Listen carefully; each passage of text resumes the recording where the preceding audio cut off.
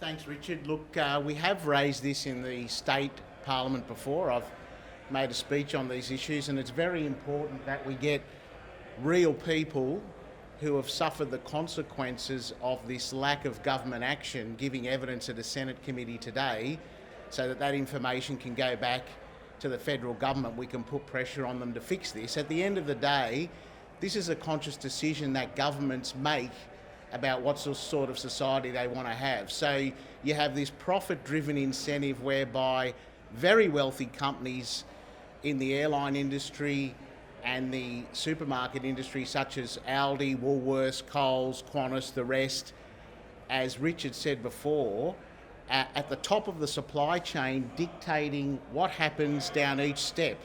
And of course, we've heard some of the stories, the realities of what happens when all that matters is the bottom line and a contractual obligation that's almost impossible to fulfil. So we have drivers feeling under pressure, cutting corners, feeling as though in order for them or their company to win a contract, they've got to carry out unsafe practices. It's not good enough.